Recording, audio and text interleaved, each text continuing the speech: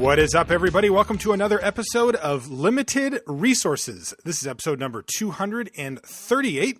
My name is Marshall. I'm one of your Limited Resources, and joining me, as with every week, the Brinoceros, Brian Wong.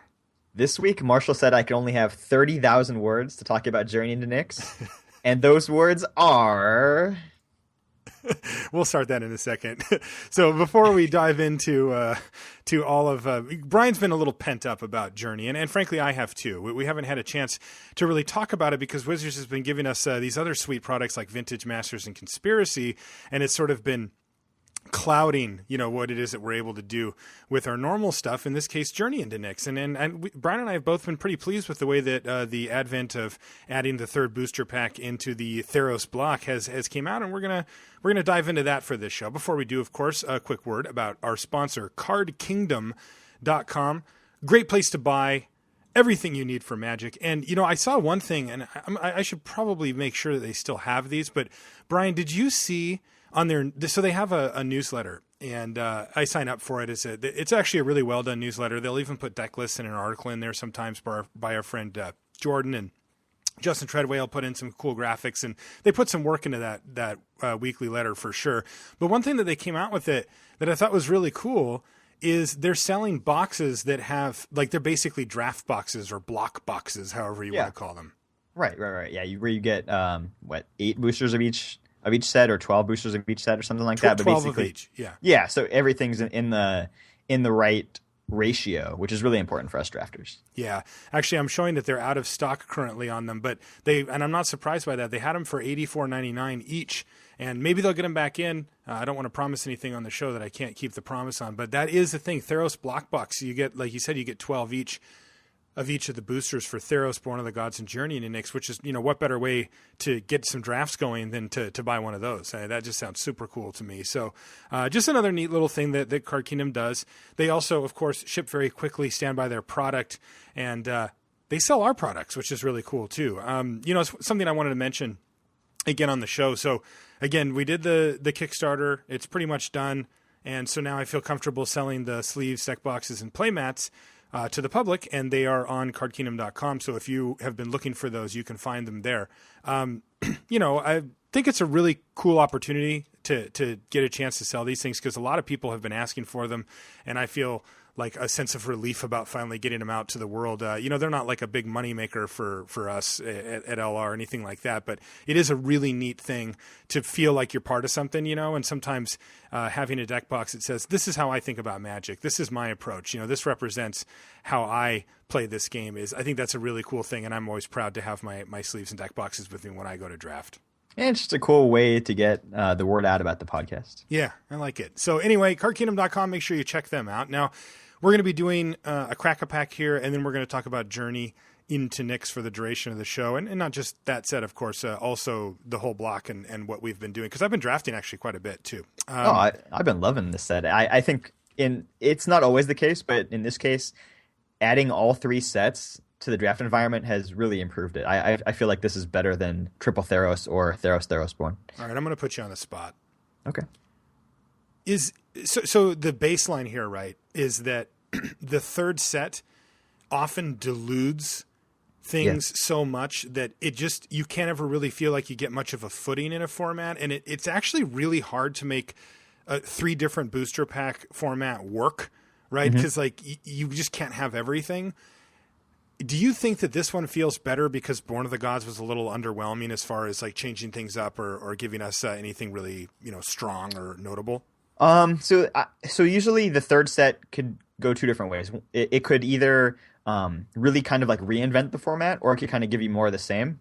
And in this case, I think by giving us more of the same, where it feels very similar to Theros and Born, that it's just like kind of filled out some of the strategies that were kind of missing just from the first 2 sets. And it's just kind of like really balanced out the colors, just kind of made everything flow together better. And just giving you more variety, more different cards to do kind of the same strategies. So I just think it's better for that reason, where it's like you just get more variety, but you can still do all the things that you were doing in Triple or in Born Theros. Like it doesn't change that much, but it just kind of provides nice variety. And like I said, I think it really balanced out the 5 colors, where it really feels pretty fair now. That's interesting because I think normally we look to that last one or even either of the second two expansions to sort of take us in a new direction, right? And what you're saying is basically that because this one doesn't do that, you actually think it ended up being better. Right. The stuff that it's doing is a lot more subtle. It's not like you're going from drafting, race tribal to drafting class tribal, or just something that's gonna like, upset the apple cart or whatever. Like basically the only thing that it really added was constellation, and that's pretty subtle. You can say, okay, if I have a bunch of constellation stuff, I can adjust my pick orders a little bit, but it's not like you go all of a sudden, taking some lame enchantment over Wingsteed Riders or whatever. I mean, pretty much the same cards that were good before are still good, but subtly different, which is nice. I like that. I like that a lot too. All right, why don't we crack one of these packs here and get us an idea of what Brian Wong's been up to. Now, this one was actually given to us by a loyal listener, Megan. I met her at the Pro Tour in Atlanta and then at the GP as well. And she was super nice and gave us a pack to open. So thank you, Megan, for that. Here it is. Cool. How's the format been treating you overall? You feel like you're doing pretty well? No, I'm right in the middle. Yeah, like I was really hoping that I would be able to just like nail down this last after the last pack came up and really just sort of start going into the stride of like crushing it. And while I feel pretty comfortable, generally, like I don't have that feeling like I did in Return to Ravnica after Dragon's Maze came out, where I was like, God, I'm just lost. Like what am I really, like, what are my incentives here? What am I supposed to be doing? And I kept switching around and trying to figure that out, and it was really tough. This one, I don't feel that way. I feel comfortable with the cards, the strategies and stuff, but I definitely haven't been winning at some like amazing clip. I've been doing fine, which is a little disappointing. I was really hoping to do better than just fine. Yeah, I don't know if this is the format that you can just totally crush, because it kind of feels, it's not super complex. It kind of feels like people kind of, like we said, because Journey didn't change the format that much, that if you had been drafting Born Theros, and et cetera, like, the stuff you were doing before is probably still going to work. So, right. It's not like, oh, there's like some undervalued secret strategy that like nobody's taking advantage of that you can pick up on or something like that. So it's just kind of, kind of more of the same. But there might be one that we'll talk about in a little bit. Yeah. All right, so let's take a look at this first one. Font of Fortunes. That's the draw one? Yeah, the draw one. And I found it to be serviceable, but ultimately replaceable as well. So it's just kind of like meh. Right. And I think kind of we thought, oh, these font effects are in the set to beef up your constellation count. And ultimately, I haven't really found that to be too significant. It does happen, but it's not that common. Also, the fact that the fonts are generally quite cheap means that a lot of times, if you don't have another 2-drop, you're going to deploy your font here. You're not going to like wait to get one extra trigger later in the game. It's nice when it happens later in the game, but yeah, big deal. Like you said, it's just not a big effect. This next one, Magma Spray. Yeah, Magma Spray Jeez. Magma Spray, I've been getting it late, and I don't understand why. Like, I really think Magma Spray is really solid in the set. It's just the 1 mana instant kill spell is so good against opposing heroes because you can easily get 2-for-1s against people, trying to drop their Chosen by Heliod down or their combat trick or whatever it is that they're trying to do at the soonest possible opportunity because they want to get that hero going right away. Just being able to shut it down for 1 mana is really, really good. Or just, preemptively kill things too. I don't know. I found Magma Spray to be excellent. And I've been getting it, 6th, 7th, 8th pick, which seems crazy to me. Me too. It goes really late. And when you look at the list of things that it kills at 1 mana, especially at instant speed, man, it's long. Like it goes all the way up into the 4-drops. Like you can kill a Chorus of the Tides or a Cloaked Siren with a Magma Spray. Like what? Right. Like those are reasonably, middle picks there that people almost never cut from their decks, and you see them. And then, of course, if you go down the line, you can kill Golden Hinds, and you can kill Voyaging Satyrs, and any of the early heroic creatures, and any of the flying heroic creatures, and even, Staunch-Hearted Warrior, you can just pick it off with a Magma Spray. And man, I got to say, if you have any type of reasonable curve, when you pick off 4-drops with Magma Spray, it feels fantastic. It's just like, yeah. Right. Ifara's Warden, a Crow and Mastiff, like these things, it happens all the time. Like it's not that uncommon. Yeah, I don't feel like this spell drops off in the late game like some other damage-based removal might, especially because it's so cheap and you can just get people with their combat tricks. I mean, it's the only one, right? Yeah. It's the only spell in the set that does 2 damage for 1 mana, right? Yeah. So, they don't play around it that often. I guess you could have a Magma Spray, but I won't. I'll just run it out there, and then boom, you get them. Yeah, no, I do not downgrade this card in this set whatsoever. I think it's still quite good. All right, Harvest Guard Alcaides is next, which has been serviceable but perhaps unexciting. The white one. Yeah. Yeah, and nothing special. It's definitely, you can fill out your curve with it, but that's basically what it is. It's a curve filler. It's not a cornerstone of any strategy. Ooh, the plot thickens.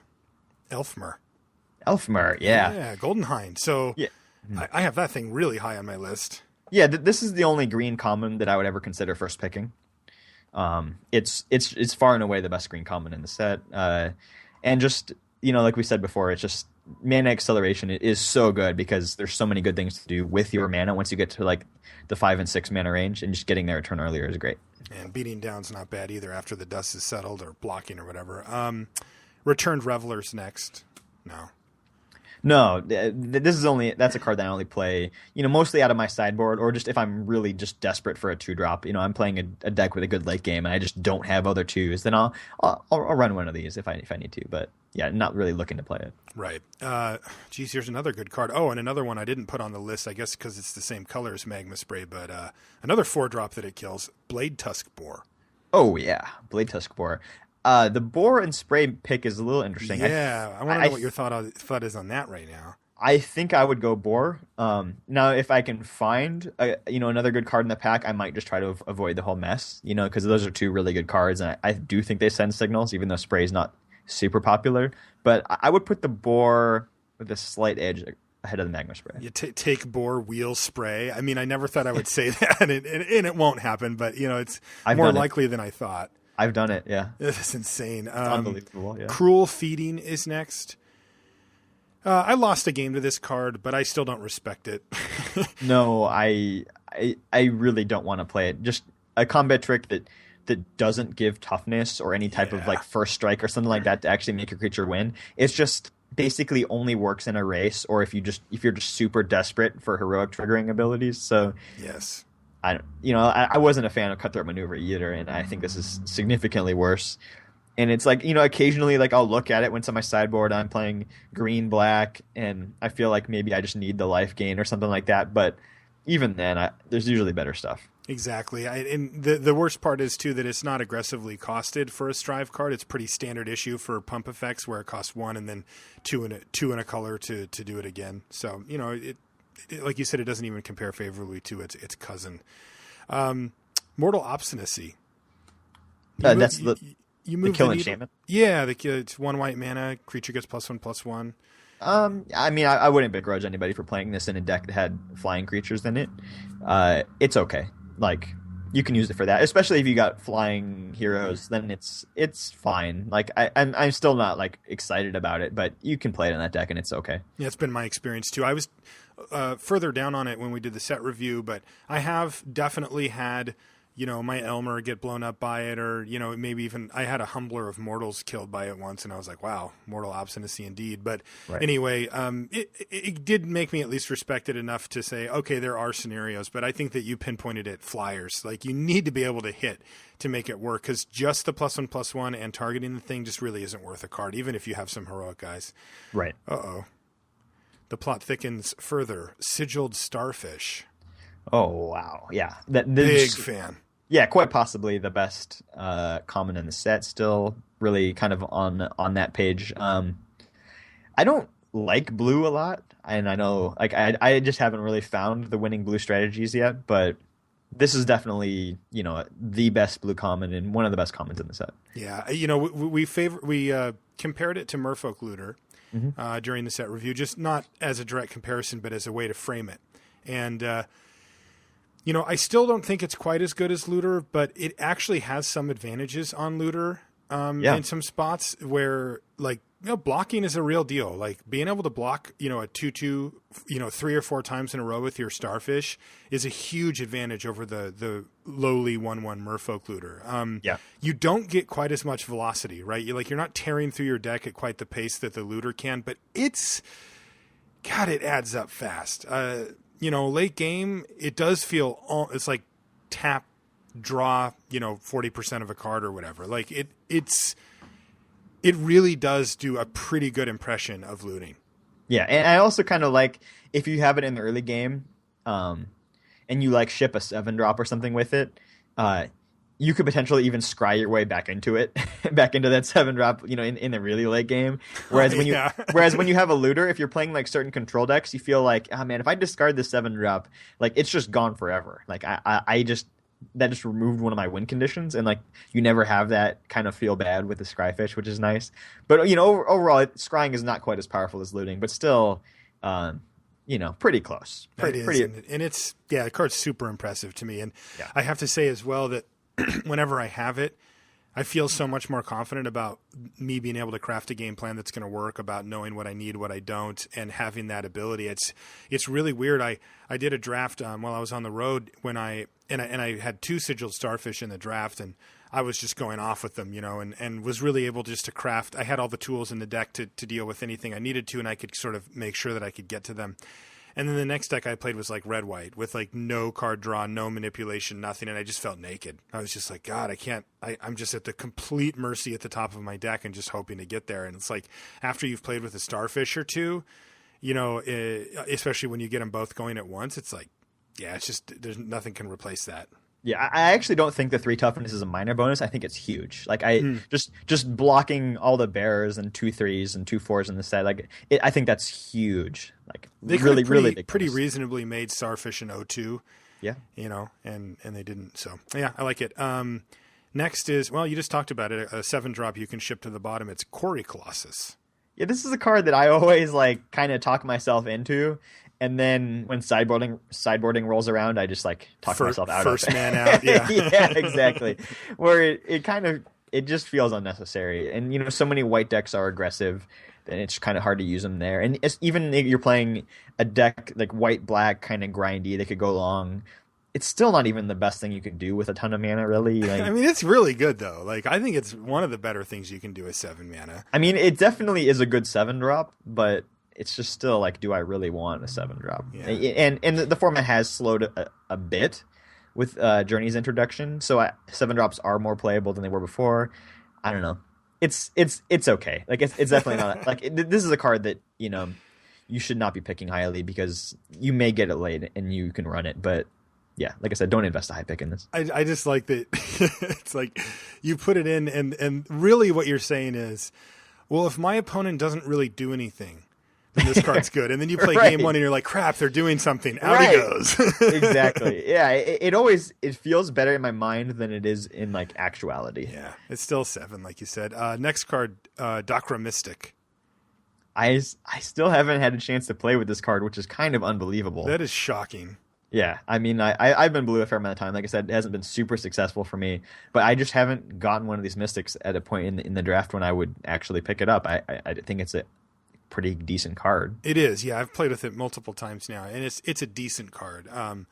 Like now that we have Mystic Starfish, and we can sort of like figure out now, what goes where. The Starfish is way better, better. Yeah, right. And I mean, I think that like.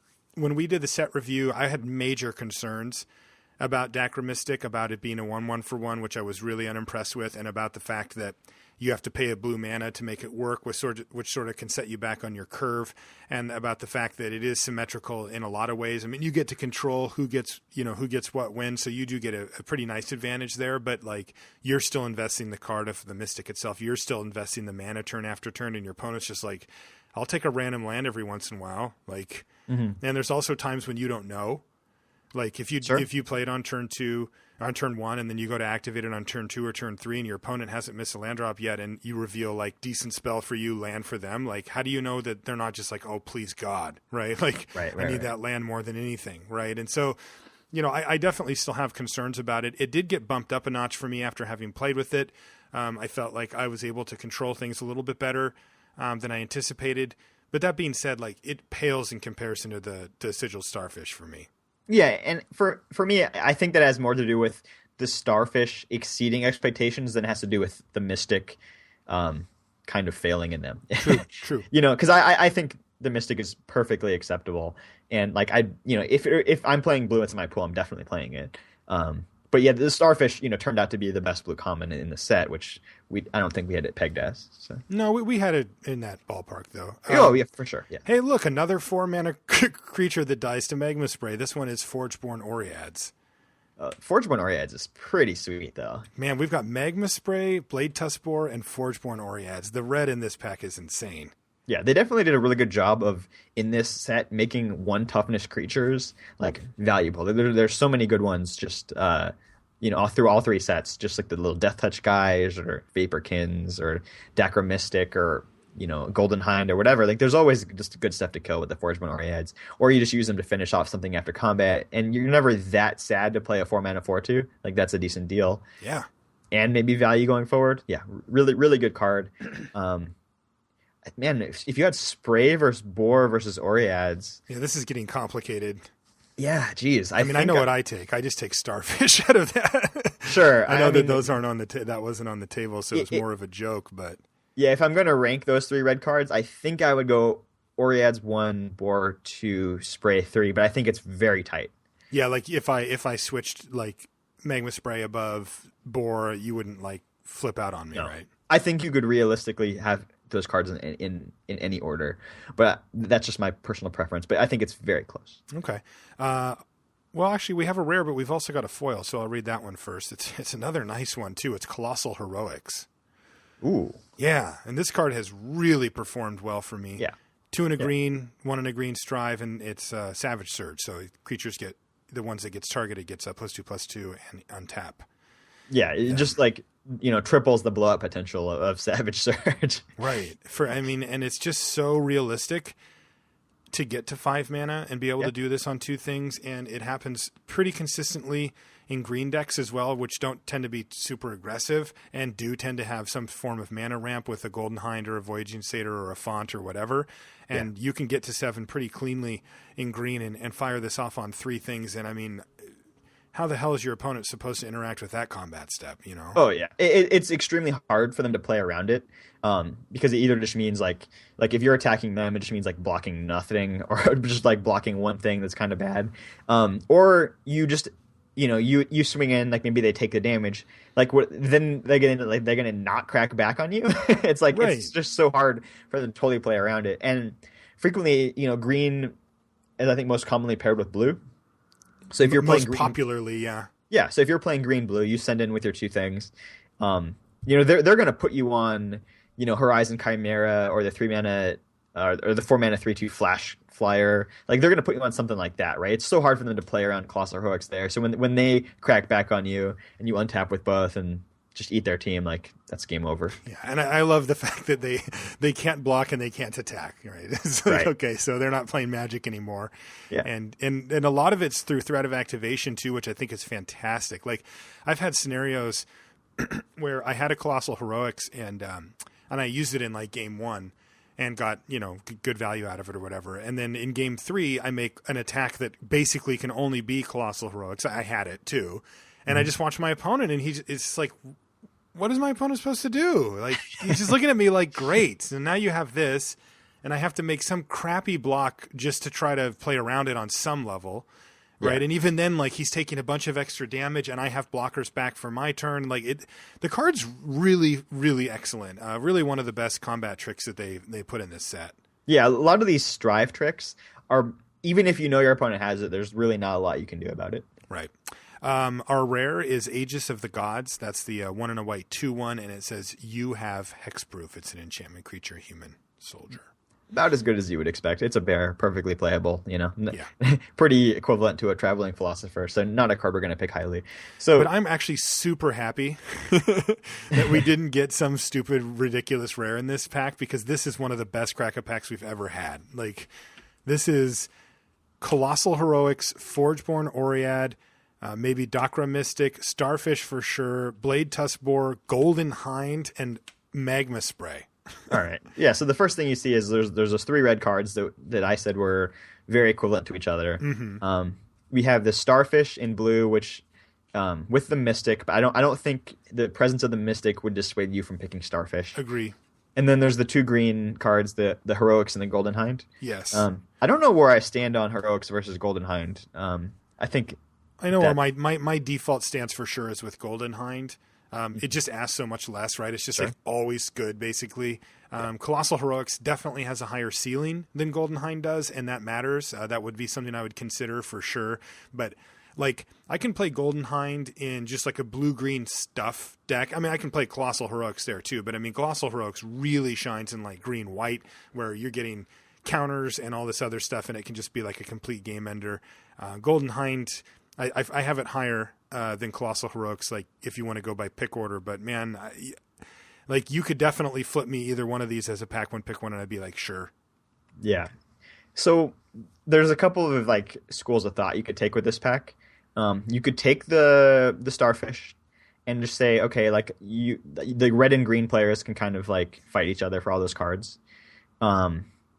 Or, and this is kind of like a dark horse argument here, I think, but it's like, what if I take one of the red cards and people are still going to avoid red, and they might take, Starfish or some of the green stuff or whatever, and maybe I could even wheel one of those red cards. Mm-hmm. I actually don't think taking a red card here is bad, because the pack is so deep that other people might avoid it as well. And obviously people are going to make their second pick based on what their first pick was. You can't really tell for sure. So if you have a strong preference for one of these red cards, I don't think you should not take it due to the presence of the other ones. Agreed. I mean, I can imagine the person to our left opening up a red card and then taking, like, no matter what we take, they would probably take one of these one of the red cards that were left next. But if they didn't, these are cards that get respect, like they're good cards, but like Golden Hind, Starfish, even Colossal Heroics are cards that people are pretty excited to pick up early.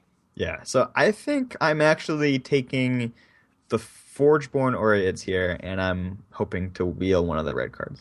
Wow, just moving in the hardest possible way. Now, is there any consideration from your end from taking the Blade Tusk Boar and hoping that the Oreads comes back as being a double red spell that's a little bit more intimidating to pick in the early stages of the pack? You could do that too, I suppose. Do you just think it's just better, so that's why you want it?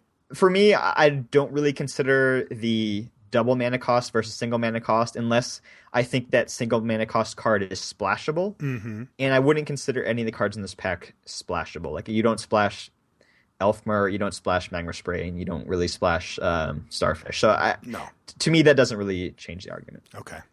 I actually just would take Sigiled Starfish here, I think.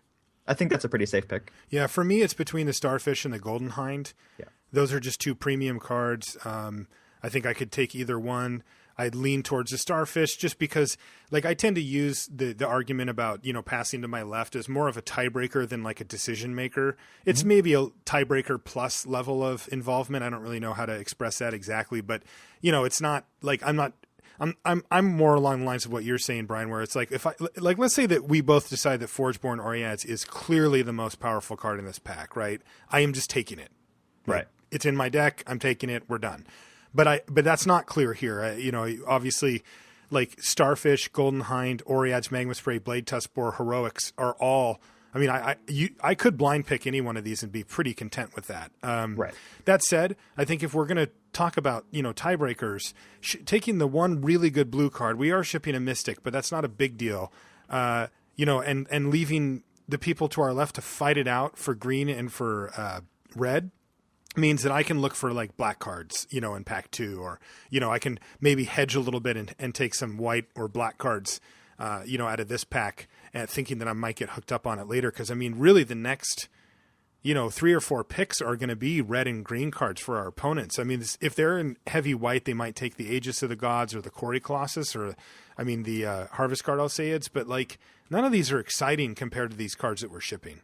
Yeah. But here's the other thing is maybe it's like, okay, they're trying to play blue-black and they don't get anything that they really want.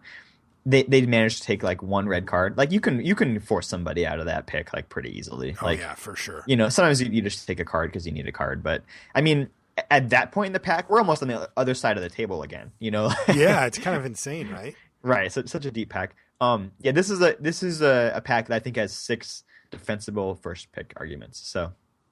I don't think anything outside of those 6 you could take, but any of those 6 cards I think is very respectable. Okay. Well, I decide between Golden Hind and Starfish. I think I take Starfish here. maybe Golden Hind. It would be a game time decision for sure. It would be ticking down. I'm definitely going to put that one up on the blog. What a great pack. Okay, so let's start talking a little bit more in depth here about the changes that you've been seeing, Brian, and what you've been drafting and such in triple Theros block. Yeah, so there's a couple things that that have really changed the format for me in subtle ways. But like the biggest one I think is that there's no common bestow creatures in Journey to Nyx. Yeah, it's a huge deal. Yeah, which doesn't sound like a lot because you still got 2 packs of them. But this is in my opinion actually the defining mechanic of the block, even more so than heroes or monsters or any of the other cards. I think bestow really changes how you play. They're all really high picks, pretty much every common bestow creature. And I think the main effect that it's had is it's kind of put a damper on heroes a little bit. I think heroes are all 15-20% worse than they used to be, just because you'd have one less pack of these common bestows. And you're taking away a pack of Theros. So you're losing a pack of Observant Alceids, Hopeful Eidolons, Spirit Point Oreads, Leaf Crown Dryads, some really solid cards. Just those are just gone. You're just one pack fewer of those commons. And so stuff like a Crowan Skyguard, like the go-to plan for a Crowan Skyguard is slap it down on turn 2 and then bestow on it as soon as possible. And you just can't do that as often as you used to be able to do it. So kind of the heroes can go in a couple different ways. So you can kind of play your hero out and just start attacking with it and have the heroic bonus as a threat because your opponent doesn't want to block, because if you use your combat trick, now your creature is permanently bigger or you got some other effect. But for a hero that starts off with 1 power, like a small one, you really want to actually boost that permanently. You really want to slap down your bestow or your aura on it and just keep attacking, because it's like, okay, if I don't block my opponent's 1 power thing, it's really not that big of a deal. So right. Yeah, a Crowan Skyguard and Warwing Siren, they're just really not that threatening until you augment them in some way. And the best way to do it is with the permanent bonus and not be that person who's like attack with Skyguard, battle-wise Valor on it just to get that 1/1 counter. It always feels like a waste for me to do that. So just not having as many bestows, I think, yeah, a Crowan Skyguard and Warwing Siren are the 2 cards I think take the biggest hit from this. But it's all heroes across the board, just a little bit worse. Right. So I actually think the replacement for that, Fearsome Temper, is a card that's it's always been fringe playable for me. I think it's actually moved up into pretty happy to play it if I have these heroes, because you can get Skyguards a little bit later than you used to. That card used to never go later than a 3rd pick. Right. And now it's just not quite as good. You could get a 5th pick Skyguard pretty easily. So if you get that that Fearsome Temper 8th or 9th or whatever, you're actually pretty happy to throw it down on that Skyguard. Blood Crazed Hoplite is a card I was a little bit excited about, but this card has been wheeling online, and I actually don't think that's necessarily wrong. It's certainly fine, but it's not that much better than just any other bear. It's okay. Yeah, it's just okay. Yeah, and you almost never actually get to do the the mega bonus of my guy gets bigger and shrink your thing. It's happened to me once or twice in maybe 40 or 50 drafts. Have you seen that happen? Not so much, but a little bit. Yeah, just a little bit. Have you noticed any other effects from the bestow being different, heroes worse? The main thing that I've noticed is just it's affected the speed of the format in general, because I think that it's easy to forget how much quicker the format gets with bestow around, right? Because people would spend their turn bestowing a creature which would enable it to attack that turn with higher power as well. And that just tended to close out the game and put a lot of pressure on people. And now that there's just fewer instances of it around in general, you just don't see those games where people just go creature, bestow, and you're just yeah, we're dead here. They've also given us more tools to combat bestow in Journey. They kind of finally said, okay, here's a tapper, here's a thing that makes it so this thing can't block, or you kind of put it in a bubble or whatever, and I think that those have also had the effect of slowing it down a bit. Oh, Feast of Dreams, that's a great answer to bestow. Where Black was really had a hard time with bestow in the past. I think it's you have Death Touchers to stop them on the ground. Otherwise, you're getting up to 6 mana for a sip of Hemlock, and that was always dicey. Like if you start missing a land drop here or there, like you just can't kill that thing before it kills you.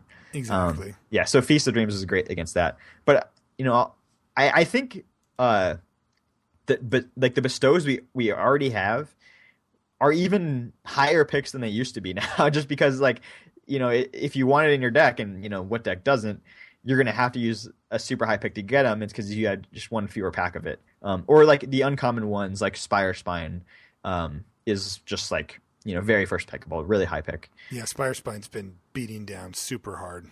Yeah, I mean, I don't even think it's that much better than Nyxborn Wolf. I think it's pretty equivalent, but just being able to get that bestow out of the first pack is great. So yeah, that's been probably the biggest change in the format for me, is just like the format slows down a little bit because bestow is worse, or because it's harder to get. This is a weird one for me. Like I've never been a fan of the Ordeals.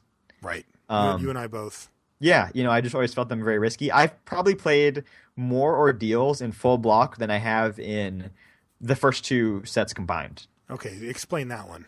This is really weird, especially because now there's only one pack of Ordeals. But there's a couple of reasons. So one is really the way that I like to use Ordeals, and I think the best way is the 1-drop Ordeal plan, right? Yes. Because that's the plan with the most upside. Because I never want to be stuck with my Ordeal on defense. So I want to like drop that Ordeal and start attacking with it right away, get that bonus, get that creature up to like, it's going to stay bigger than they can block and kill it. Because if you try to do your Ordeal on a 2-drop or your Ordeal on a 3-drop, usually your opponent can just like drop another blocker and sit there with 2 things, and now your guy is going to trade and get a 2 for 2 or something like that, right? But if you get that 1-drop into Ordeal, you can keep your thing bigger than their thing, up until you can actually pop the Ordeal and get your full bonus. So it's all about 1-drop Ordeal for me.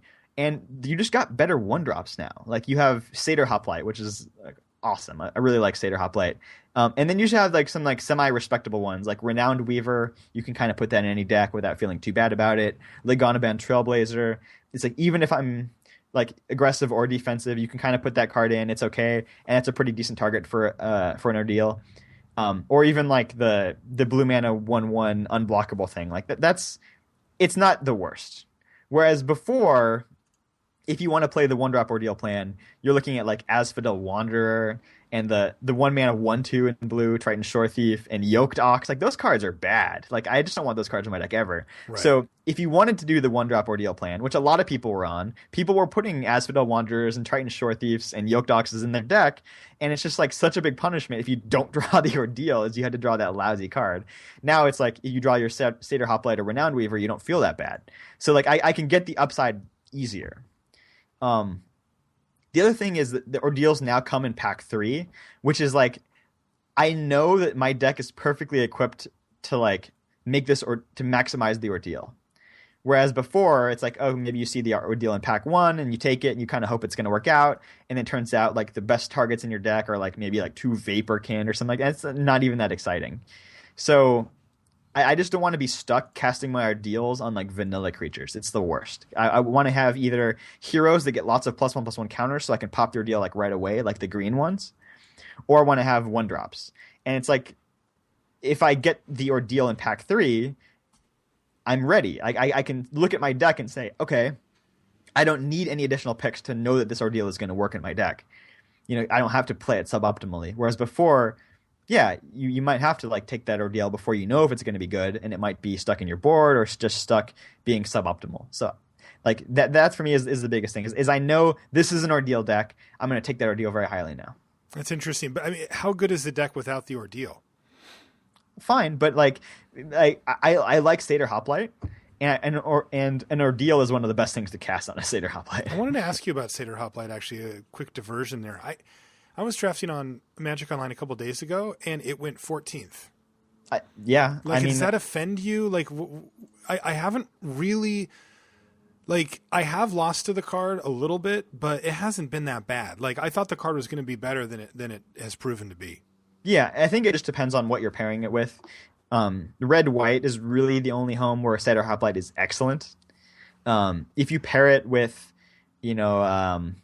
green, you can maybe do it if you get enough, bestows like Leaf Crown Dryads or something like that. But if you're playing like, red black, it can be a little dicey, or blue red. It's just like you might not have enough cheap stuff to put on it to really make it go. Because really you need to Ordeals. yeah, and you need to slap that thing. You need to give it some kind of permanent augmentation really to make it happen. So, yeah, the ordeal is really kind of ideal. But yeah, Seder Hop. I mean, I don't think it's necessarily a super high pick, but I like picking up a couple of them and kind of seeing if they're going to work out in my deck. Yeah, I think that you can pick them up at a nice spot in the pack too, where you're not committing super intensive picks to it, yet at the same time the upside's quite high on them. Yeah, I usually look for them 5th to 7th or something around there. Yeah, makes sense. Or 14th. So all those things basically, or 14th. I got a Fellhide Petrifier 14th. What? I don't even understand how that's possible, but that does not seem possible. That card is fantastic. Yeah, and it's good in either a beat down strategy where it maybe doesn't excel, but it's still pretty good, and it's great in defense. That's insane. Yeah, maybe we should circle around to Minotaurs right now. You want to just do it? Yeah, let's just talk about Minotaurs. All right, dude. Minotaurs are the bomb. I want to hear this because I haven't drafted them, so I don't even know what you're going to say about this. This is kind of like Ordeals. I just refused to play Minotaurs up until now, but now you've just moved all in on Minotaurs. Yeah, basically the Minotaur stock has just fallen and fallen and fallen, and it's at an all-time low. Red black is the least popular color combination, and I think it's kind of an overreaction. But basically, the reason I like it, there are a couple reasons. One, Fellhide Petrifier. It's just awesome in a Minotaur deck because all your stuff has 3 toughness, and it's just a lot of times they have to double block to deal with it, and just Death Touch is insane against double blocks. 2, Flurry of Horns. Flurry of Horns is awesome. That card is really good. It's really underrated. I'll put just 3 Flurry of Horns in just a normal deck, in any deck. I don't care what my color combinations are. I think it's actually pretty close to an ideal 5-drop. It is really good. So that works with Minotaur Tribal as well. And then the main thing is, because red black is so unpopular, Minotaurs are so unpopular. Pack 3, Kragma Warcallers. If there's one in the draft, you just get it. Nobody else will ever take it. You just get it. It's just 8th, 10th pick or whatever. It's you just get it because nobody else wants it. Before, when you're playing triple Theros, people first pick or pick highly that Kragma Warcaller, and they're okay, I'm gonna pick this and go into Minotaurs. Versus now, it's okay, if I want to play Minotaurs, I know that nobody else is going to be Minotaurs, and I can just get all of the Warcallers in the draft for free. And that card's really powerful. It's just you can get an insane amount of power into play off that card, and it's so good with Flurry of Horns. So Flurry of Horns, my goodness, that sounds scary. It's how many times I've had it's turn 5, and I'm do I cast Warcaller first or do I cast Flurry of Horns first? What's the play? It really depends on what their blockers are, if you can risk your Warcaller in combat or not, and yeah, if you think they have removal, or just it's super situation dependent. It doesn't really, there's not a math right decision every time. It also depends on what other Minotaurs you have in play at the time. A lot of times I find myself maybe playing the Warcaller first, and then cracking in with it and another Minotaur, kind of because they're defenseless, and then the next turn I play the Flurry of Horns and attack with all the Minotaurs except the Warcaller because I want to keep it alive. Goodness sakes! And it's just you're attacking with 12 power the next turn or something like that. It's brutal. The Flurry of Horn Warcaller draw is great. Just regular Flurry of Horns is pretty brutal too. I've got a lot of respect for that card. Dealing on my side or the other side, I've found myself in multiple scenarios where I've been well, we've got this game locked up unless he has Flurry of Horns. There's not that many cards that are that unique in that way, right? It's we can beat Farragax Giant, we can beat any 5-drop that of his colors except for Flurry of Horns, right? It's that's a unique effect. That's one you have to fear. Yeah, the thing is, usually token generators, those tokens just die. These things have 3 toughness. You have to commit substantial resources to chop away at those Minotaurs, especially you're adding it to an already pretty good board. You cast Flurry of Horns, you can alpha strike pretty effectively. It's going to be hard for them to kill all your stuff. I think just yesterday I cast Flurry of Horns 3 turns in a row. How in the world can anybody beat that? You can't. And that sounds unbeatable. It is unbeatable. It's really good. Wow. So yeah, I really like that card. Really like Minotaurs for that reason. And I also just think like red black as a color combination got better. Like either as an aggro deck like Minotaurs or even as a control deck.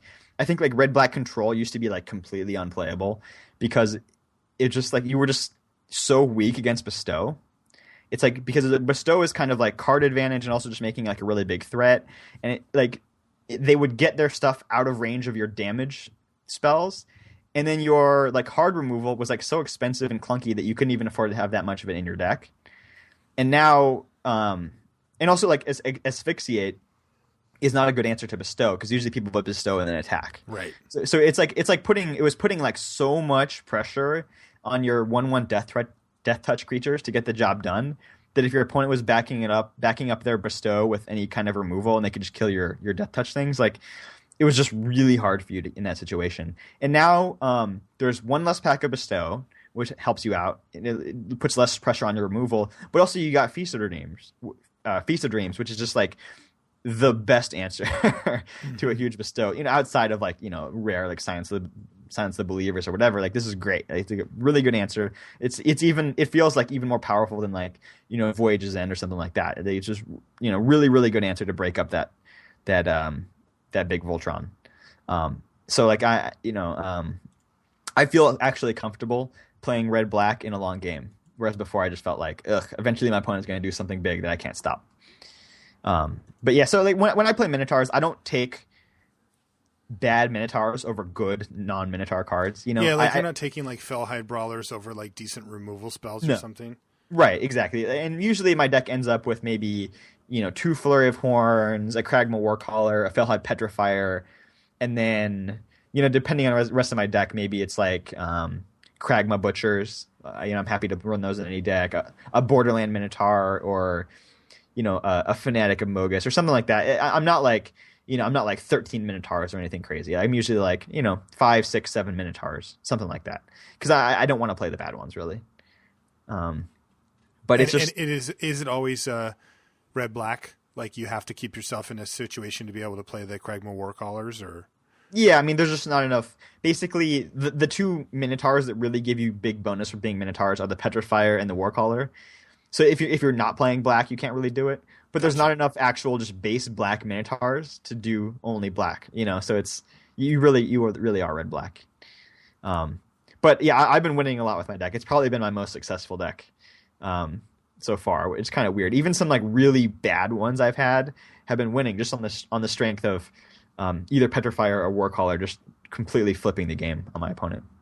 Okay, yeah, no, this deck sounds really sweet to me, and I haven't drafted it myself, but I can tell that it's got some real punch to it. Yeah, it's you can. It's just so hard for your opponent to stabilize against you because either Petrifier or Warcaller just make all your Minotaurs into like must answer and like hard to answer threats. So usually the card that makes me go into Minotaurs is Petrifier. Like I'll just take either just some black stuff or just some red stuff, and I see a Petrifier like 3rd or 4th, which is realistically as late as that card should go in my opinion. Although like I said, I got it 14th one time, which was just stupid. Like I just were you in Minotaurs when that happened? I was not even I wasn't even in black, but I was like, all right, I'm playing black now. Like yeah, like that's a signal. Like that's I don't the understand. biggest possible signal, right? I mean, yeah, it's literal last pick. Yeah, it's an excellent card. So I mean this is like Magic Online 8-4s. This is not like this is not like your average like FNM, like people are reading all the cards. You know what I'm saying? Like this is against like respectable opposition. Totally know what you're saying. Yeah, that's just ridiculous. Yeah, I've seen some crazy stuff go last pick in 8-4s lately. I don't know what's going on, but yeah, Petrifier is my dude. I like the art too. He's carrying around a head. So you want to talk about some other stuff that's been performing well for us? Yeah, one thing I wanted to talk about with you was blue, based on what you said earlier, that you really felt like you hadn't found a place for blue. Mm-hmm. Yeah. What about just like green blue? Haven't you been drafting that at all? Yeah, if I go green blue, I'm pretty happy. I still haven't had one of the cockatrice yet. Oh, jeez, you're not living, buddy. I actually don't think I've seen it in a pack somehow, which is unbelievable considering I've done 40 to 50 drafts. That is kind of unbelievable. I mean, it is an uncommon, and it is in the best two-color pair in a lot of people's minds, so it will go, not only is it an uncommon, but it also get picked up fairly early, but still, people are pretty scared to commit to two colors, so you'll see it. Yeah, I mean, that's a first pickable, uncommon. Yeah. We saw people first pick it at the Pro Tour, in fact. Yeah. I mean, they weren't without, a little bit of like, well, here we go, because it is risky. Picking a gold card, I know you're not a big fan of it. I'm not a huge fan of it either. It's pretty risky business. Yeah, it is. I kind of think like if you're in a Pro Tour situation, you say like, I need to throw this pod to, make the top 8 or whatever it is you're trying to do. I mean, first picking a gold card in a situation like that, I mean, it's risky. Like you could end up with an 0-3 deck. But also, like, that increases your likelihood, I think, of getting a 3-0 deck. Because if it is open, you just have one more bomb in your pile. Then, and you're also just cutting off, if you're moving into blue-green, what better way to cut them off, to your left than by taking a blue-green card out of the pack? Yeah, it's a high variance play taking a card like that. But, that cockatrice is insane. Yeah. But when I think of blue-green, I kind of think as, like, you have some blue spells to support, like, really a base green deck. Right, it's like my green needs some interaction, so I'm just gonna have blue bounce spells to really kind of help it out there. Pretty much, So it feels like a majority green deck to me more so than the blue deck. So like other blue decks that I've tried to play, blue black control, it's better than it was before, but I still think you need to have reliable ways to close out the game. Shipwreck Singer is a pretty good one. You can usually get that in pack 3 because you're unlikely to be fighting for it. You can get like the Inspired Siren in pack 2, but those things just die. Everyone that thing just dies on sight. It's really hard to untap with that card. I know it just feels like if you don't get a good win condition, any deck you're playing against can do powerful things. Even the aggro decks can build up to something powerful, if you give them enough time. Which I kind of like about the format, by the way. I kind of like that there's a lot of different powerful strategies around. One card, and I don't know if you've had a chance to try it out, but I have, is one that BDM was messing around with, which is Strength from the Fallen. Which, like, I kind of had the same reaction. I'm like, all right, well, BDM's going deep, and because he'll experiment and stuff, but he's like, no, like I've been actually doing well with it. You should try it. I'm like, okay. So I dove in and I did some hardcore Strength from the Fallen drafts. I've had 4 times now, I guess, which maybe isn't a lot, but I have had 4 times where I'd consider my deck a Strength from the Fallen deck. Like I first picked it. Like I'm just like, yep, we're taking it, we're doing it. I want to see what's up with this card. And I gotta say, it's actually surprised me how good that card is. It's actually quite strong if you put some of the necessary pieces around it. I mean, I've done big chunks of damage to my opponent out of nowhere with that thing. But it's a tricky card to play. Like, not only do you need a little bit of graveyard stuff, you don't need a ton, but you do need, pick up a Voyaging Satyr or 2, or, some ways to dump some stuff in the yard. I don't think that you have to go too overboard with it, but you do want to get something going along those lines. Man, one thing that I kept doing, and it took me a game or 2 to figure out, like, wait, don't do that, is I would just play my Strength from the Fallen, like, just to get it onto the battlefield. Right. And I thought, well, that makes sense because I want to set it up for future triggers later on after my graveyard gets developed or whatever. But what I realized is it's also just a sorcery speed combat trick. Like you just play it and you get that first activation, air quotes, for free. And man, if you can build a reasonable graveyard, a green-black graveyard strategy around this card, it really does bring it home. It is a scary, scary card for your opponent to have to play against. And I've activated it twice on multiple occasions where I like play it and then something else and hit my opponent for, my creature has +10/+10, after the second activation. So do you think that card is winning you games that you would lose if you didn't have it? Yes, absolutely. Okay. 100%. Okay. Yeah, that's sort of the dividing line for me because obviously it has some pretty serious drawbacks, right? Like it could do nothing, right. But it is interesting that they made it only 2 mana. It means that you can steal games. Like you can just BDM said he did 24 to somebody in one turn, just banged him out for 24. And the person, obviously thought that they were winning, right. And like, yeah. So I have to say, I actually think Strength from the Fallen's like a good Magic card. You do need to build around it. And I have to say, I wasn't expecting to say that sentence when I first read this card. But I do. I think it's actually good. I mean, fortunately, the green-black graveyard deck is already just like a pretty good deck, and it's you kind of get incidental bonuses from it. So how many enchantments do you think you need to play, or is it just like because you get that such a big boost just from playing it itself if you hold off on it that you don't really need that many, or No. like are you really prioritizing enchantments? I was definitely, not prioritizing to the point of absurdity, but like more than a tiebreaker. Yeah. I was definitely like, wanting like fonts and that kind of stuff. And then the real keys, of course, though, are cards that get cards into your graveyard without just costing you. Right. Commune with the Gods is a perfectly playable one. It usually, upgrades itself to something a little bit better at the cost of some tempo. But when you're dumping a bunch of cards into your yard and you have a Strength from the Fallen floating around, it's good.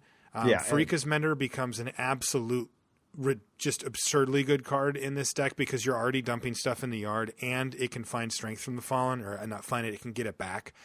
Same thing with Commune, is that you want to be able to find your Strength from the Fallen because it is like, it can definitely take the role of like an Abyss, where Right. like you just start making something massive. And the best thing is, okay, maybe not the best, but I also play this in blue-green. I tried it out, and I'll admit it wasn't as good because I just didn't have as reliable ways to get stuff in the yard. But I did have Satyr Wayfinders. I did have Commune with the Gods, so I could do it.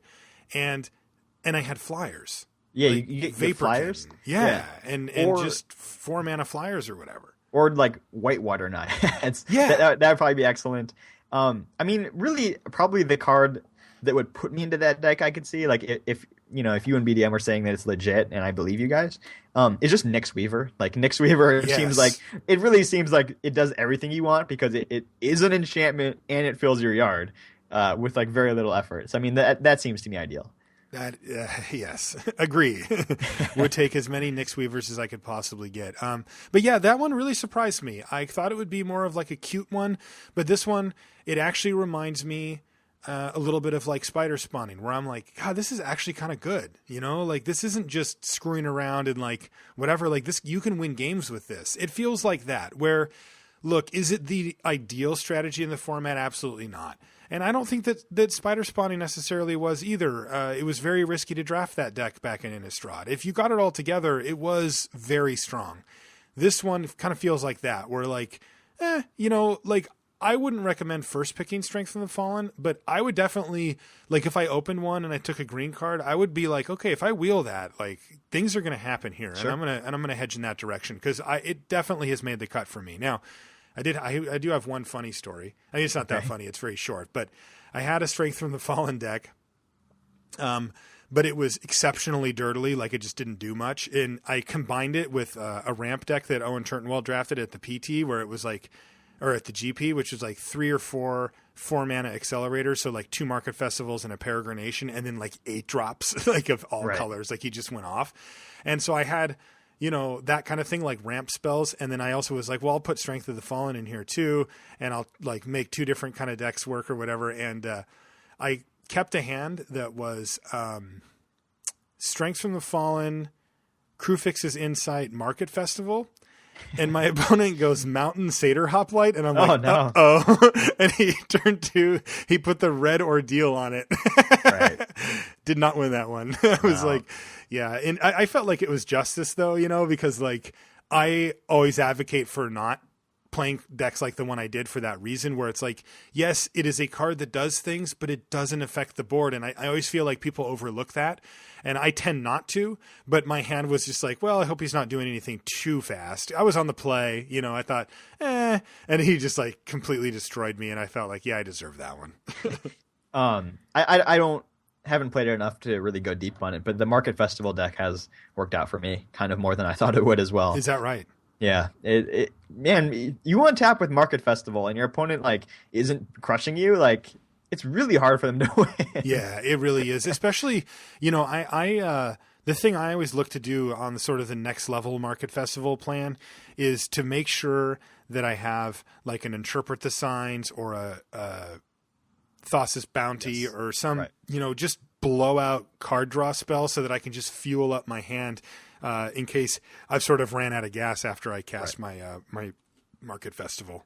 Okay. I want to talk about a card that has been my most successful first pick in the format. Just like the card that I always hope my pack has this.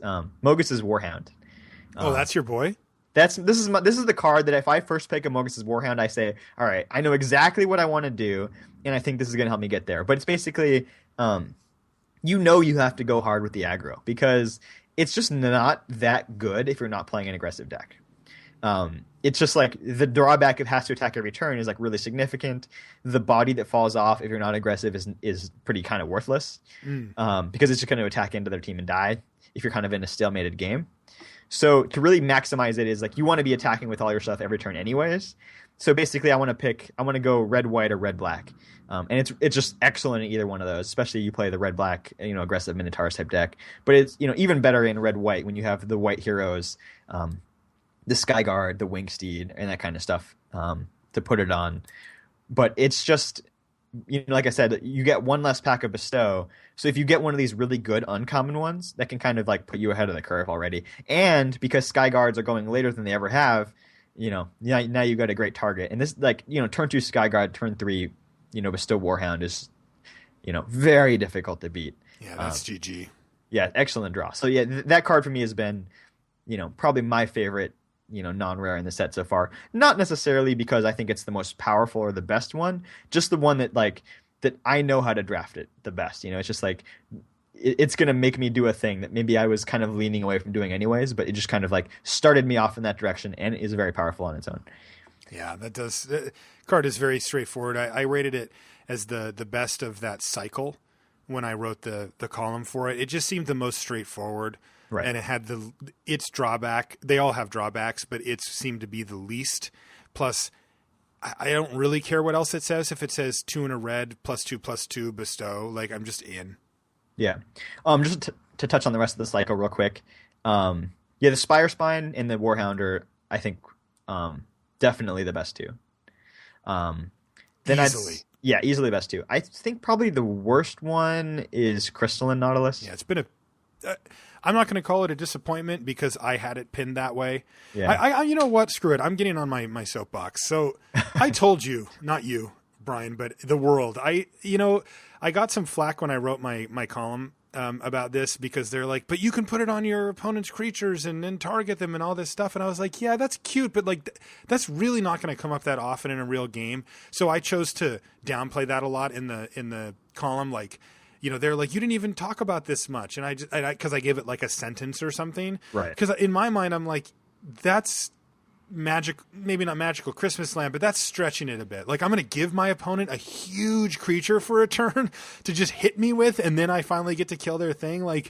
Yeah, no, I'm not going to give a lot of lip service to that. And I caught some flack for it. And I was just like, I just don't see a realistic thing where that happens very often.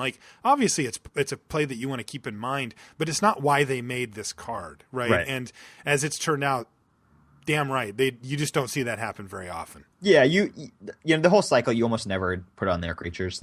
You keep it in the back of your mind. It's one time out of 25 or something like that you would put on any of these things on your opponent's creatures. Exactly. And I think people thought that it was going to be a lot higher than that. And I correctly nailed that it wouldn't be. So patting myself on the back. We can move on now. Yeah. The Nautilus, it's just your opponent has a Crowan Mastiff. You're you just can't play it. And it's, in a format where, everyone has heroes, everybody is loaded up with things that target. The Nautilus comes down, they have to use a trick on it to kill it or whatever. That's fine, but I don't know. Your deck only has so many creatures in it, and it kind of stinks if you're counting on that one and it just dies. Exactly. And then the other two, the white one and the black one, the Minotaur and the 3/2, they're both okay. I'm not really excited about either of them, but I'm not cutting either of them either. Yeah. I think the thing about Spire Spine, it really confused me when I first looked at it, and the solution was very simple. Just put it on something and attack like that. That's what you do with that. You just beat down with it.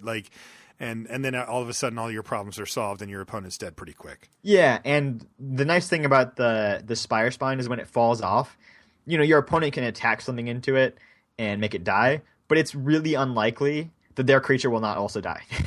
Exactly. they would have to have like a 5/5 to eat your Spire Spine. So it's really not too bad. The one time I've really taken advantage of my opponent's Spire Spine was by using Portent of Betrayal to steal their other creature and attack into it.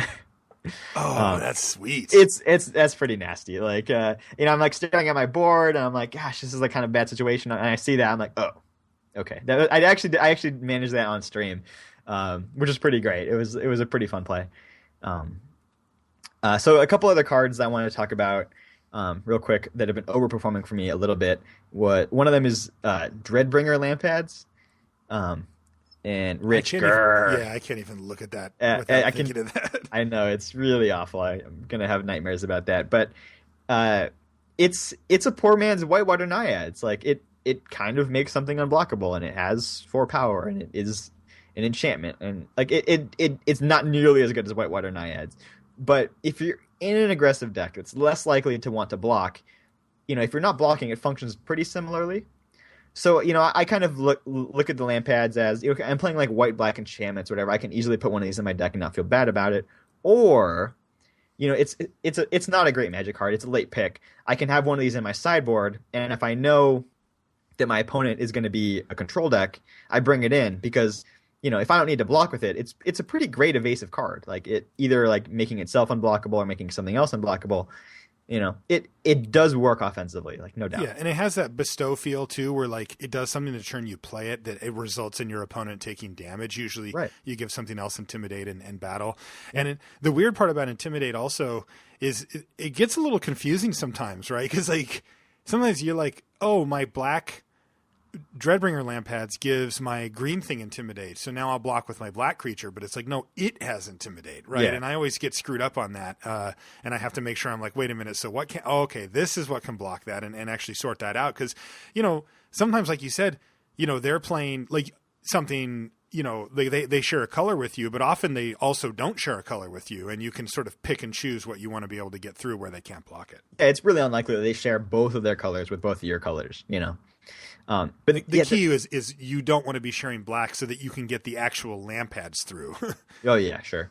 I think Intimidate is one of the few times when enfranchised Magic players are like at a disadvantage, because I always like you kind of my brain just assumes that it works like Fear, and it exactly. The awesome thing about Intimidate is that if you give Intimidate to an artifact creature, it's just unblockable. Is that right? Well, they can block with artifacts. Yeah. But there's so few artifact creatures, it's gonna be really hard for them to block. Another sleeper for me, Rise of Eagles. I kind of thought it was gonna be, kind of trash or whatever. I actually think it's, kind of significantly better than your average 6-drop. And I'm pretty happy to top off my curve with a Rise of Eagles in pretty much any type of deck. And especially in a control type deck where getting multiple blockers or just like multiple win conditions and getting to scry really can provide you with a nice long-term advantage. So I've been pretty happy with having one Rise of Eagles in my deck. Yeah, the blue Flurry Horns is okay. Yeah, it's no Flurry Horns, but it's a nice card. Yeah, no, I've actually found it quite good too, and I had one in my my blue-green Strength from the Fallen deck. There you go. It's actually insane, right? Yeah. It's perfect. Yeah. Do you have any more overperformers? Let me think. Overperformers. Nothing off the top of my head. I think we covered the whole Dacromystic Sigiled Starfish thing pretty well. Starfish has overperformed for me. I definitely put it in that category. Other stuff, I think we sort of, we already knew. Cards like, well, here's one I actually wanted to ask you about. Sure. A Crowan Mastiff. Where do you have that? Like how... Like every time I have it on the battlefield, it's quite strong, but it's also very slow and pretty fragile too. So I have a hard time like figuring out where I should pick that card. I have it as the second best white common. Do you have a Johnny's Presence as the first? Ooh, actually, so I have Cranes as the first. Yeah, see, I have Cranes as the first still as well, even though most people have some combination of a Johnny's Presence, a Resco's Swift Claws or whatever, and the Tapper in some order on there. But I feel like people underrate Cranes. Like I get Cranes late. Yeah, Cranes, it's just it's so nice to be able to like, flip the combat in the first turn by giving a counter to something that couldn't otherwise attack profitably, or just getting a 3/5 flyer for 5 mana is a Yes, it great just deal. blocks everything and kills them. Right, and it's like either if you're you need to press the advantage or you're on a stalled board, a 3/5 flyer is great. Or if you're on the back foot, a 3/5 flying creature is an excellent blocker. So it's just like it's really hard to come up with a game where like the Cranes is a bad draw. So yeah, I'm always happy with Cranes. I do think Mastiff versus Johnny's Presence is pretty close. And I may be, if it's early if it's like pick 2 or 3, and I don't really know, which card I want, it's going to be hard to decide. I think between those two. What have you been taking? I don't know if I've had that pick too often where I didn't have some other, type of context, right? Or it's like you have a dictative Heliod. Okay, if I have that, I'm leaning towards the creature. Sure. Right, or it's like I got, some bomb creature that I want to protect, so I'm taking the presence or whatever. I've been taking presence over okay. it. Yeah, like pretty decisively. Like I've been super, super impressed by presence. Do you think you would take presence number 2 over Mastiff number 1? That's a really good question. Probably, yeah. Like I have presence definitely a notch above Mastiff. Like okay. I think Mastiff is pretty good, but I take presence over it. I think I'd probably rather have the second presence than the first Mastiff, which normally I like to diversify, but I really feel like presence is a lot better. Yeah, getting 2 presences in your pile early is just like, all right, I can just ignore all combat tricks other than like the ridiculous ones from now on. Like other than like Dauntless Onslaught or whatever, it's like it's going to be so hard for me to upgrade these, because it just is one of the best ones. Oh, yeah, presence is great. It really is. But Mastiff, I would say, is just as far as power level goes, I think it's up there. It's pretty darn good, and I don't think you need to be a certain type of deck for it to perform either. I think it works well in aggressive decks or defensive decks. Doesn't really matter. So I got some underperformers, cards that like I was high on. I guess the first one was Crystal and Nautilus, but we already talked about that. I had one more overperformer. Oh, of course. Sorry, Cast into Darkness. Yeah, Cast into Darkness and Pin to the Earth are both really good, right? Yes, I play both of those often. I think Cast into Darkness is a little bit better, but Pin to the Earth in the right build definitely gets the job done. I love Cast into Darkness, and I find it going way later than I feel like it should. I think that you can use it to shut down early threats where they just completely blanks them and makes them commit more cards to it. And I think that you can use it in an aggressive strategy to basically pacify something and make it so that they can't really crack back. I think that card's fantastic. Like I've put any card that I'm willing to put on like a Traveling Philosopher or like a Nessian Asp, I'm impressed by. And I have put them on both, so I think that card's just sweet. Yeah, it's an awesome answer to like the little death touch things, which are, so good against your Voltrons. And you're just like, sorry, Sedge Scorpion, like you can't block anymore. Now you're worthless. Right. It's great card. Yeah, really happy with. So that was one I wanted to call out specifically. But go ahead to the underperformers. Okay, Oppressive Raise. This is a card that like in the set review, like I really thought it was going to have a home in aggressive decks, and kind of just what I found is when I'm going to build my deck, it's filling the slot of a combat trick, because it's just not as good as any like actual removal spell. It's just not as good as that kind of stuff. So it's like to me it's competing with combat tricks, and the combat tricks surprisingly like feel more reliable for me. It's like if I need to get a blocker out of the way, I would rather have Battle-Wise Valor than Oppressive Raise, just because it's going to work in more situations. I feel like, and the Oppressive Raise, like obviously like I don't think it really has any value like defensively. It's just like. You're sure their thing sits around for a couple turns, but like once they've cast the rest of their hand, they can start attacking with it again. It's just not really that good in that situation either. So I just haven't been happy with it. I just feel like I'm always picking the Battle-Wise Valor instead to go in my deck, and there's really no shortage of Battle-Wise Valor equivalent combat tricks you can get in your pool. It's just you're just never really short on that kind of stuff. All right, so I have a slightly different take on it. I have been running Oppressive Raise in my aggressive decks, like my all 2-drops deck, basically, and been quite happy with it. I'll run 2 of them and be totally fine with it, just because it takes their creature basically out of the equation, and it's a massive tempo play if their big play is to like play an Nessian Asp and try to block, and you get to just be like nope, and then you can kill them. Now, The other thing is, though, I actually have found uses for it on defense, and it's only it's a little narrow, but it is something that I found it quite good for, which is utility creatures. It just blanks them, like like Elfmer looks awful. Same thing with like Voyaging Satyr, or even some of the other, like even a card like a Crowan Mastiff or Dacra Mystic or what's it called, a Sigiled Starfish. Like they just look awful when you put that card on them, and I like that. Yeah, it's still it feels bad when it's like, all right, now the game goes long and they can start actually using that thing again, and maybe not so much if it's like a Voyaging Satyr, but if it's Starfish, eventually they're gonna be able to pay 3 mana to scry. Yeah, I mean, I run it in a deck, that is attempting to not let the game get to that point, right? Yeah. So this is more of an exception, and if things have gotten to that point, then I feel like you're in a pretty bad spot anyway. And so I think it's my main complaint about the card is not that it's not fine to play in like a really aggressive deck, because I think it is. It's just that I found that like the substitutes for it have been very easy to find, and in many cases like just as good. Okay, yeah, that makes sense. Yeah. This one for me, Riddle of Lightning, which I didn't really think about when I was kind of trying to evaluate it, because Riddle of Lightning is a reprint from Time Spiral Block. And there's like a really key difference between Time Spiral Block and Theros Block, and this is going to be like a little bit high level here, so try to stick with me here. But basically, the big mana sink in Theros Block is Bestow, right? It's like, okay, if I want to have an effect in my deck that costs like 6 or 7 mana, frequently what I'm putting in my deck is a Spear Point Oread, because that bestows for 6, or the Elmer, like the Emissary, Heliod's Emissary bestows for 7, right? That's my like de facto 7-drop, right? Right. Now in Time Spiral Block, it actually went the other way, which is, all right, I want to have a 1-drop in my deck. What you do is you put a card with Suspend in your deck. So, because a card with Suspend, you can suspend on turn 1 for 1 mana, but it has an actual mana cost of 6 or 7 or something like that, right?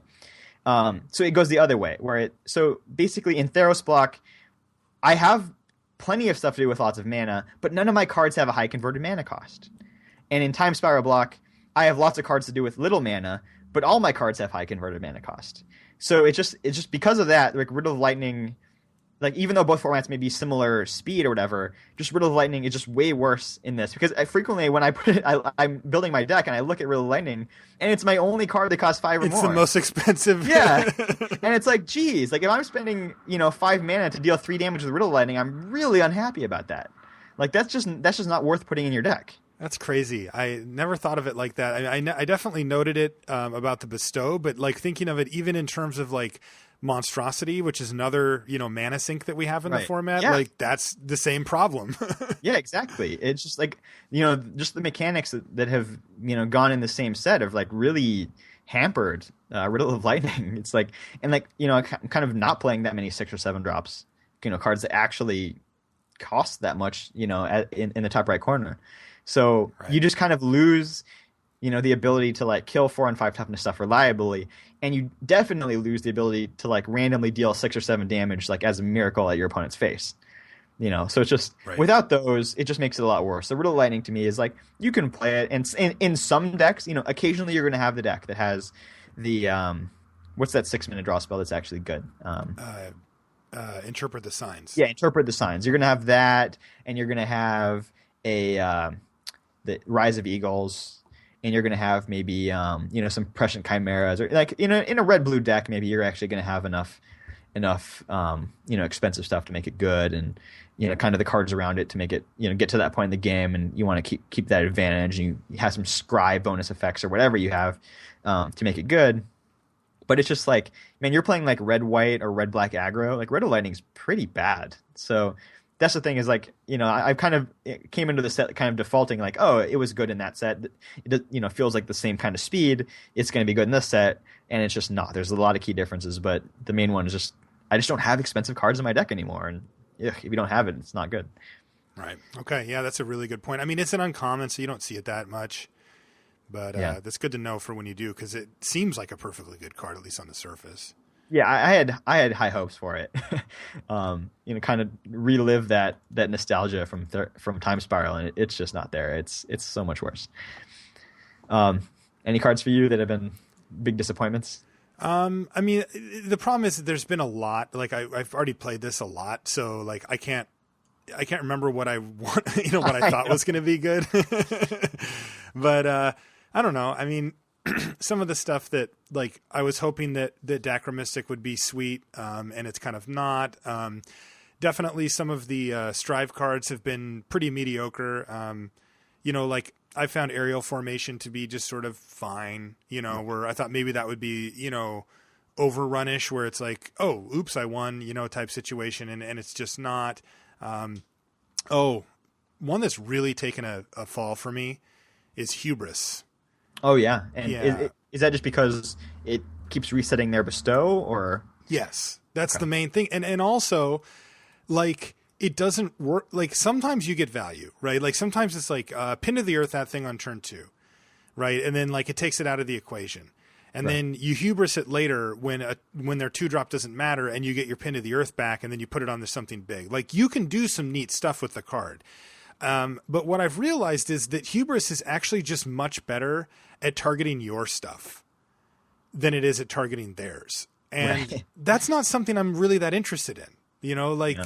I'll do it when I need to, but I'm not like excited about that. And I think that that's sort of the thing that is, it took me a while to come around on, because I love bounce spells in general, just as a personal preference. And I really love them in Theros block, right? I mean, I think that it's like, it's easy to forget that, like, if you play like a core set or whatever, Unsummon is not a high pick. It's a card that, well, you'll see play here and there, and it'll get picked up by some blue decks, but it's not a card that people are like scrambling to play. Mm-hmm. And Voyage's End is like a first pick quality card in Theros. And Theros is a powerful block, like very powerful block when you look back at it too. And I mean, the Scry 1 helps a ton with that, so let's not overlook it. But still, like, a bounce spell in general is not a highly coveted thing, right? Like people want to kill your stuff or kill you. And, so Hubris, I had a higher up because I'm like, well, it's a bounce spell and it's only 2 mana. So it's like reasonably priced, and I'm going to be able to kill people or get people with this. And man, I've just found it so hard to get like great value out of it. I found it just too many times awkward for me to really value it. So it's plummeted for me. Like I don't take it very highly anymore. I mean, you're still happy to have in your deck, right? But it's just I never cut it, but right. I don't take it highly. Right, it's not like Voyage's End, which is still like a premium common, right? Yeah, I kind of agree with that. Maybe I haven't downgraded enough, and that's been one of my issues with blue. I'm not sure. Yeah, but that one, another one that I'm still trying to figure out, because it has been occasionally good for me, is Laganaban Trailblazer.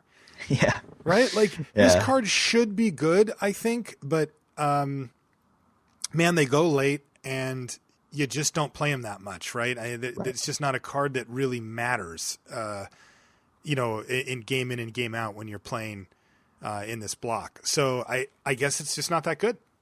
I mean, the main thing about it is, I was talking about heroes earlier, but one of the ways you play heroes is you just put them down and start attacking, and your opponent doesn't want to block.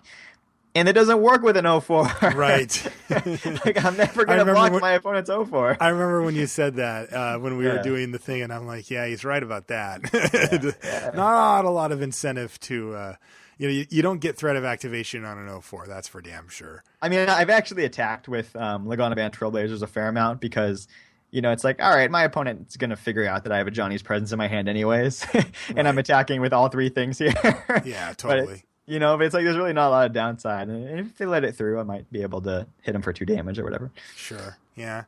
So, yeah, that was one for sure that's been a thing that I've sort of had my eye on since the beginning, and it's let me down a little bit for sure. Like, I kind of wish that it would be better.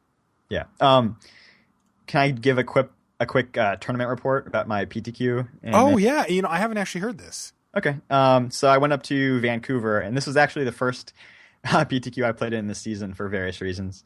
But I thought it'd be fun, hang out with some friends or whatever. Got my pool, spent the first, 2 minutes just like verifying everything. And then it took me about another 1 or 2 minutes to build a deck. I was like, all right, I have the deck, because it was just like one of those pools. It's just like, here's what you do, idiot. Like, this is like the easiest deck in the world to build. So right. I had a very aggressive, but powerful red-white heroic deck Okay. I had a Hero of Erois, and I had the Charioteers, which are just like two of the best insane. heroes Yeah. in the block. Wow. I had an Acroan Conscriptor, which is a really nice target as well. And then for Bestow, I had the Warhound, I had a Hopeful Eidolon, I had an Observant Alseid, and I think I had a fourth Bestow as well. I can't remember what it was. Just additional really powerful tricks like Dauntless Onslaught and Battle-Wise Valor. I had like all the kill spells you could want. I had Searing Flesh, Searing Blood, Searing Blood. Searing Blood.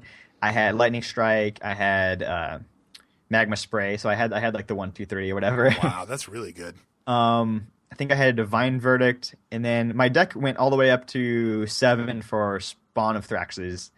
So I could play long, I could play short. Basically, it was just a very powerful deck. It had like a beautiful mana curve, like just exactly how you would want it. Basically, I was like, this is like basically a perfect deck. Outside of like an Elspeth or a Fabled Hero, like I couldn't really make it better. Uh-huh. So I was really happy with it. Ended up losing round 1, which is always the worst because you want you want round 1 to be like you sit down at somebody and they're like, oh, this is my first Magic tournament or whatever. Right, and you just roll cool. them. Yeah. Just to get kind of like get your feet under you before you really start battling. But I played somebody in the first round that ended up making top 8, so I played a really really tough opponent, and I lost to Kraken Tribal. It was Shipbreaker and Kraken Tribal? Yeah, it was Shipbreaker, and it was the one that returns all your stuff to your hand, equal to their islands. Oh, the Scourge of Fleets? Scourge of Fleets, yeah. So it was like Scourge of Fleets to set you back, and now I locked down all your stuff with Shipbreaker. And like I don't know if I just needed to mulligan into more aggressive hands or what it was, but like it was like really close games. I think I may have misused a Glimpse the Sun God as well. Like I had that in my deck too. But it was both games that I lost. It was just like play Shipbreaker, bounce all your stuff. Now you can't kill me before I lock down your whole team and I have a 10-10 or whatever. Yeah, that's annoying. And it was a really close match. Definitely could have won it potentially.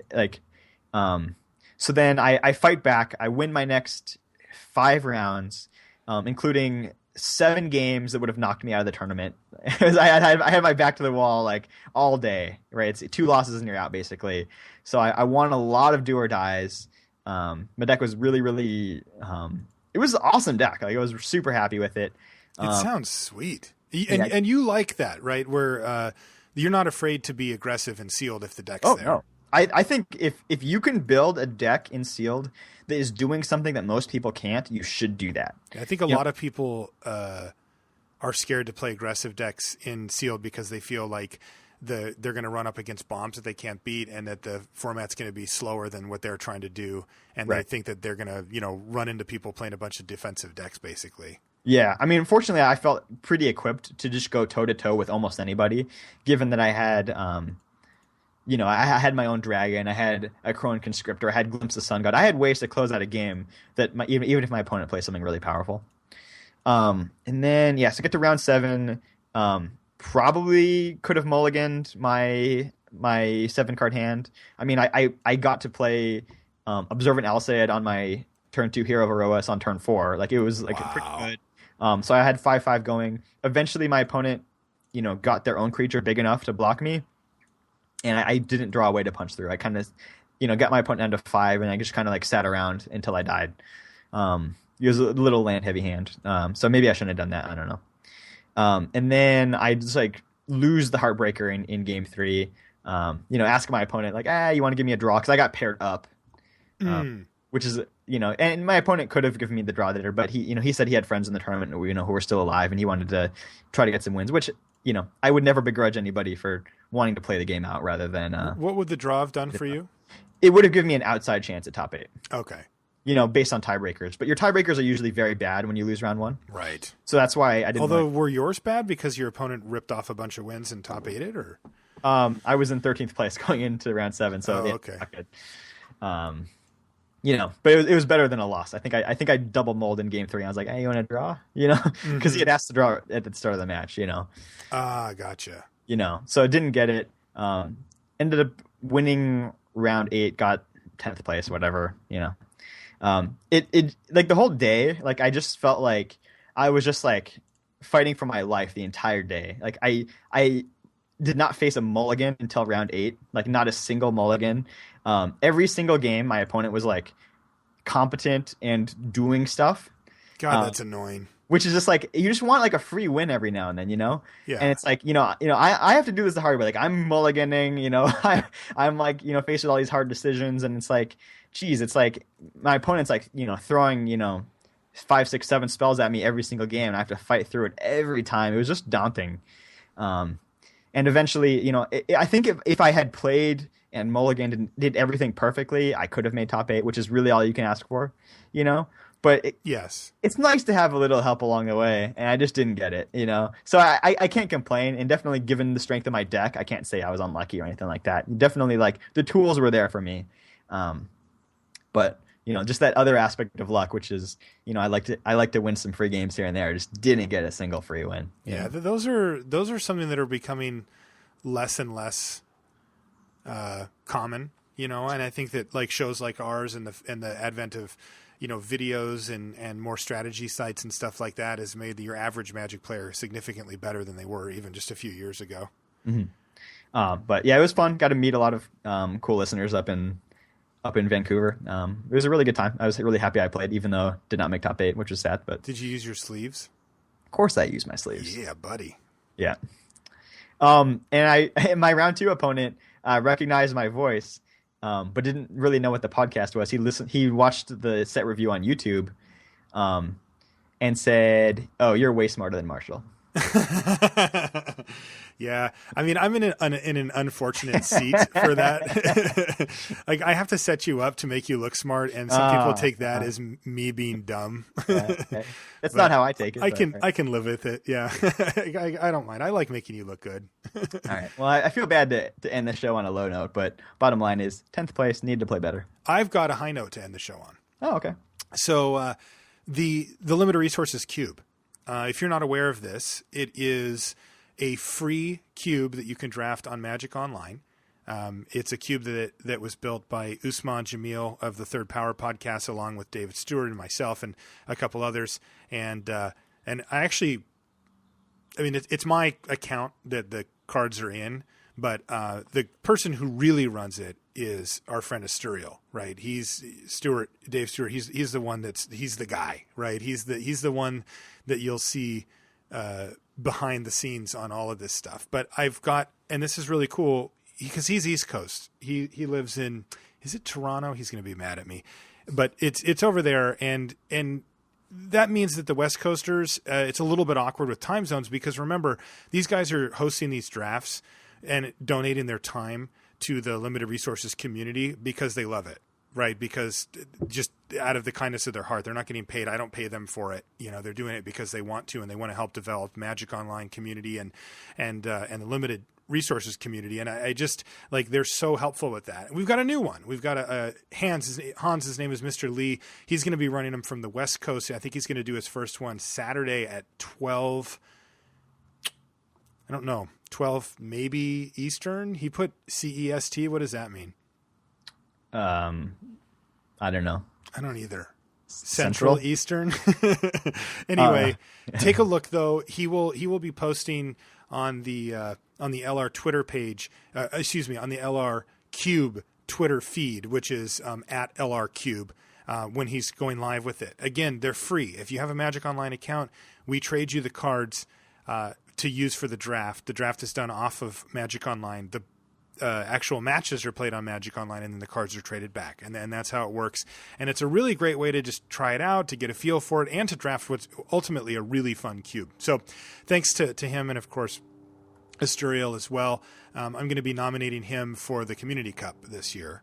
Good choice. Yeah, I think that he's put in tons of his own effort sort of behind the scenes in kind of a quiet way. He's not like a big streamer or whatever, to get his name out there, but he's put in just as much as work as anybody else in helping to develop the Magic Online community. And I'm going to put in that vote. And Brian, I am 3 for 3 on votes getting in. Yeah, so I'm Mr. Big Time. We'll see. I'm attempting to impart my Midas touch on Asturial here to see if we can get him in there. But Yeah. Okay, if this sounds interesting, but you don't know what's going on, go to limitedresourcescube.tumblr.com, and it explains how it works and how you draft and how you get the cards and all that stuff. So yes, go and there. also you can find that link on lrcast.com. Additionally, the role of the host is to walk you through these steps. If you decide to jump on and do one of the cubes for fun, remember it's free. There's no, you don't have to do. There's no obligation. There's nothing. It's just for free. They will walk you through it. That's what they're there for, to make sure that you get everything set up where it needs to be and you can draft it. And it's been a while since I've had a chance to draft the LR cube. I have done it multiple times in the past, but it's been a long time since I have, and I hope to do one soon. It's just tough because the timing of it, those guys are donating their time. They need to get in when it's convenient for them and fire it. And sometimes that's not convenient for me. So it's tough, but I'm super happy that it's been able to go this long, and without Asterial it wouldn't have. So thanks to those guys, though. Jeremy, he also runs cubes sometimes. And those guys are really just, those are the people that make things like what we have going on with this cube work. Like, if they don't exist, then the cube goes away. So awesome stuff from them. Why don't we wrap up, Brian? Yeah. If you guys want to send us any email, it's lr@lrcast.com. Also, Twitter is a great place to reach both Brian and I. You can send, I am Marshall_LR, and Brian is Brian_LR on Twitter. So you can find us there to say hi or ask quick questions. It's a really great place for a Magic community to exist. Additionally, if you want to join the clan on Magic Online, the invites weren't working for the last week, which was super annoying, but they're back. And you can just send me a message on Magic Online, Marshall_LR, to do that. And again, for all things limited resources, lrcast.com is where you want to go. We've got the blog there with the crack-a-packs and random other stuff. I'm going to be putting up my conspiracy draft deck that I did on that video. They sent it to me.